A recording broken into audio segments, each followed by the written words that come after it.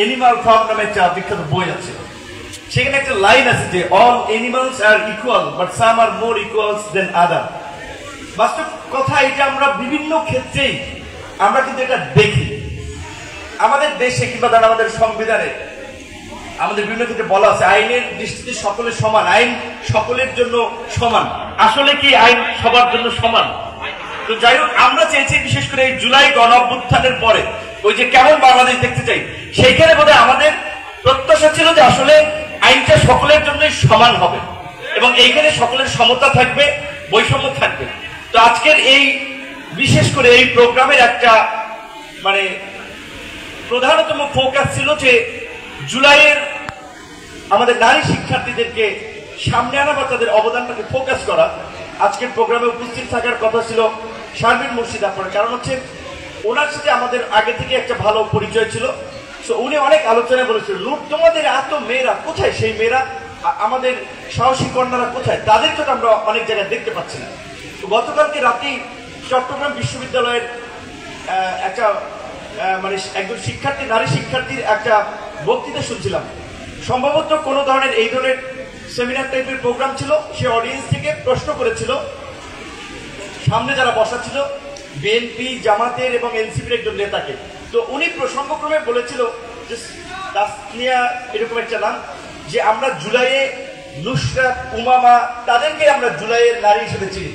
আরো 2-3 জনের নাম মেনশন করেছে যে এখন আমরা যাদেরকে দেখতে পাচ্ছি আপনাদের ওখানে, তারা কিন্তু জুলাইয়ের নারী না। মানে আমি নাম বললাম না, অনেকের জন্য এটা অসম্মানজনক হতে পারে, কষ্ট পেতে পারে আমার মুখ থেকে বলে, যেখানে আমি নাম বললাম না। এটা মধ্যে এনসিপির একজন নেতাকে বলেছিল যে আমরা ওই উমামা কিংবা নুসরাতদেরকে আমরা সামনে দেখতে চাই। তো আজকে এই গণঅভ্যুত্থানের পরে 71-এর মুক্তিযুদ্ধে যদি দেখেন, মুক্তিযুদ্ধের 4 খলিফা বলা হতো সেই সময়, ডাকসুর ভিপিজিএস এবং ছাত্রলীগের তৎকালীন সভাপতি সেক্রেটারিকে। এবং এই মুক্তিযুদ্ধের স্বাধীনতার ইশতেহার থেকে শুরু করে আপনার পতাকা উত্তোলন, 2রা মার্চ জাতীয় পতাকা উত্তোলন, 3 মার্চের 3 তারিখে পল্টন ময়দানে ঐতিহাসিক স্বাধীনতার ঘোষণাপত্র পাঠ করেছেন ছাত্র নেতৃবৃন্দ। কিন্তু 71-এর পরে তারা কিন্তু রাষ্ট্র ক্ষমতায় আসে নাই কিংবা রাষ্ট্র ক্ষমতা নিয়ন্ত্রণ করতে চায়নি, কিংবা 90-এর সামরিক স্বৈর শাসনের পতনের পরেও সর্বদলীয় ছাত্র ঐক্যের ফলে সামরিক শাসনের পতন হয়েছিল, ছাত্ররা কিন্তু সরকারে আসে নাই। এইবার আমরাই সাজেশন দিয়েছিলাম যে তরুণদের একটা প্রতিনিধিত্ব সরকারে থাকতে হবে, কারণ তরুণরা সবসময় আন্দোলন করেছে, সংগ্রাম করেছে, জীবন দিয়েছে, তাদেরকে সবাই প্রশংসা করে। কিন্তু আমরা ওয়েস্টে দেখি মোস্ট অফ দ্য স্টেটসম্যান, সে মেল হোক ফিমেল হোক, অনেকের বয়স আছে বিলো 40 কিংবা 40-র কাছাকাছি অনেকের। আপনি সবচেয়ে আলোচিত করেন কানাডাতে জাস্টিন ট্রুডো যখন প্রধানমন্ত্রী হয়, কিংবা নিউজিল্যান্ডে যখন জেসিন্ডা আর্ডার্ন প্রাইম মিনিস্টার হয়, তাদের বয়স 35-এর বোধহয় কাছাকাছি ছিল।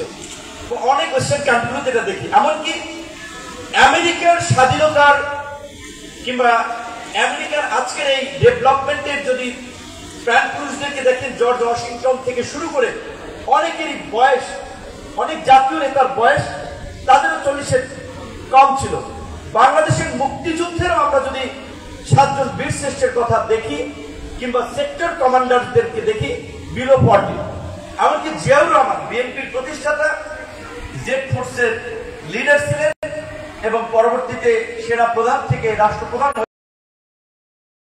আমরাই মতামত দিয়েছিলাম যে এই সরকারের এই আন্দোলনের প্রতিনিধিত্ব থাকতে হবে যেন আন্দোলনের আকাঙ্ক্ষাটা বাস্তবায়ন হয়।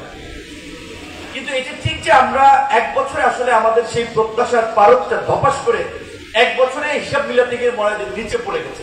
যেই কারণে রাজনৈতিক দল, সিভিল সোসাইটি বলেন এবং সবচেয়ে এই আন্দোলনের যারা প্রাণ ভোমরা ছাত্র, যুবক, তরুণরা, তারা কিন্তু হতাশ হয়েছে যে পরিবর্তনটা তো খুব বেশি হয় নাই।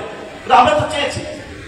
কিছুদিন আগে একটা জুলাই ঘোষণাপত্র হয়েছে, সেখানে আপনারা দেখেছেন যে সেই ঘোষণাপত্র নিয়ে এইখানে আরেকজন যে কবিতা আবৃত্তি করলো আমাদের একজন নারী শিক্ষার্থী রুদ্র মোহাম্মদ শহীদুল্লাহ, ক্ষোভ নিয়েই বলছে, আমি ক্ষোভ নিয়েই কবিতার আবৃত্তি করছি। যদিও এই ভোলাগঞ্জের সাদা পাথরের আক্ষেপের কষ্ট থেকে সে আপনার কবিতার আবৃত্তি করেছে।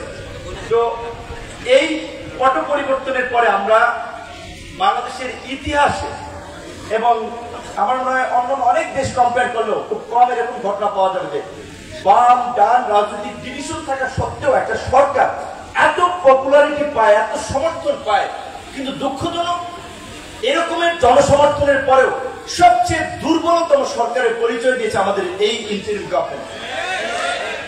কোন গাছ দেখলে কাজে করবে।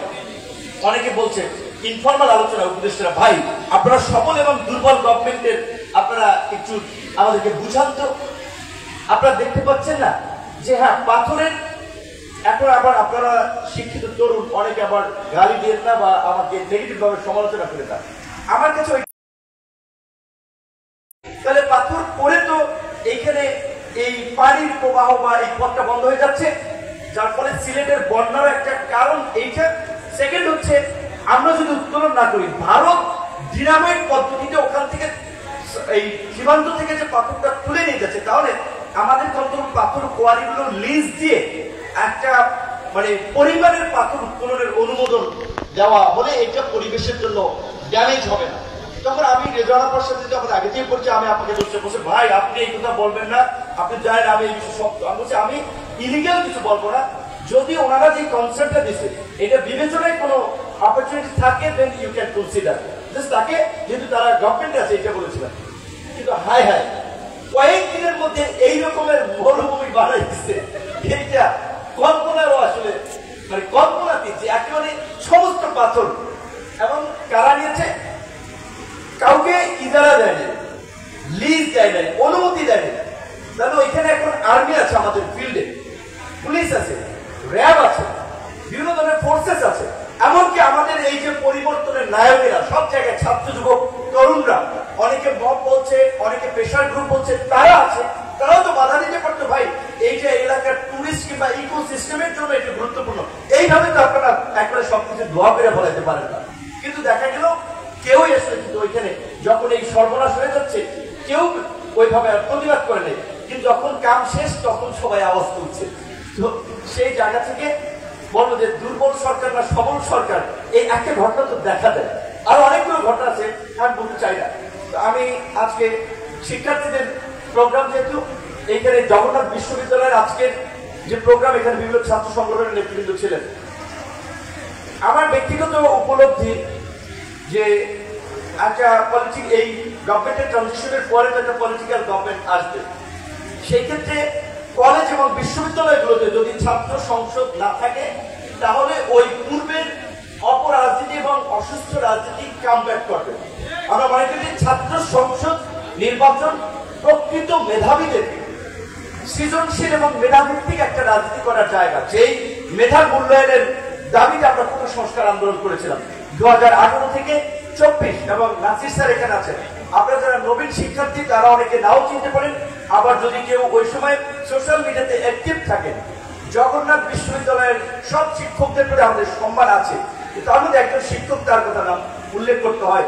আমি যখন ভাইস চ্যান্সেলর স্যারের রুমে কথা বলছিলাম, স্যারের ওখানে এখানে সহকারী প্রক্টর দু তিনজন ছিলেন, তারাই বলছিলেন যে স্যার 2012 সালে হল আন্দোলন থেকে শুরু করে সমস্ত জায়গায় উনি ছাত্রদের সাথে ছিলেন, এবং 18 সালে আমরা দেখেছি ছাত্রদের মতো তার পিঠ কিভাবে রাবার বুলেটে ছাত্র হয়েছিল।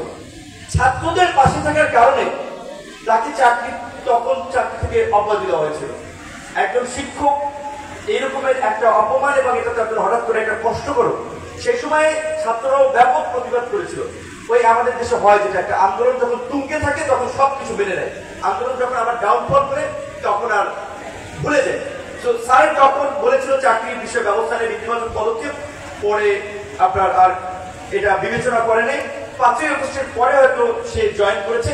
আমি স্যারকে ধন্যবাদ এবং কৃতজ্ঞতা জানাই, কারণ আমরা যখন আজকের এই প্রেক্ষাপটে দাঁড়িয়ে কথা বলছি, এই প্রেক্ষাপট তৈরির পেছনে অবশ্যই আমাদের প্রথমে আমরা অবশ্যই আমাদের সমস্ত কৃতজ্ঞতা সেই সমস্ত শহীদদের যারা জীবন দিয়েছেন, প্রাণ দান করেছেন, এবং যারা এখন আহত বন্ধুত্ব বরণ করে শারীরিক কষ্ট নিয়ে বেঁচে আছেন। এই বিশ্ববিদ্যালয়েরই সাজিদ কিংবা অন্যান্য বিশ্ববিদ্যালয়ের কিংবা সাধারণ মানুষ অনেকে জীবন দিয়েছে। পাশাপাশি এই প্রেক্ষাপট তৈরিতে ওই যে খাদিজাতুল কুবরার কথা বলল, সে হতে পারে সে রাজপথে কোনো লড়াই করে নাই, কিন্তু তার উপরে যে নিপীড়নটা হয়েছে এইটা কিন্তু অনেক মানুষকে এই সরকারের বিরুদ্ধে দাঁড় করিয়েছে, যেটা এইটা হতে পারে, এটা আমরা সমর্থন করতে পারি। এইভাবে ফ্যাসিবাদের 16 বছরের কার্যত ক্রমাগত অত্যাচার, নির্যাতন, নিপীড়নে মানুষকে আসলে ঐক্যবদ্ধ করেছিল। এবং এইখানে আমি একমত, আমাদের আরো দুজন নারী শিক্ষার্থী তাদের বক্তৃতা বলেছিল, এইটা জুলাই বিপ্লব বলবো না, গণ অভ্যুত্থান। শুরু থেকেই যখন এটা তারা ডিবেট করছিল, আমি পরিষ্কারভাবে আমার স্ট্যান্ড ছিল, এইটা বিপ্লব না, এটা একটা গণ অভ্যুত্থান। একটা পেশিবাদী কর্তৃত্ববাদী সরকারের ক্রমাগত অত্যাচার, নির্যাতন, নিপীড়ন এবং পুরো রাষ্ট্রযন্ত্রকে জনগণের বিরুদ্ধে লেলিয়ে দেওয়ার ফলে জনগণ সেই সরকারের পতনের জন্য রাজপথে নেমে এসেছে। এইটা হচ্ছে গণ অভ্যুত্থান।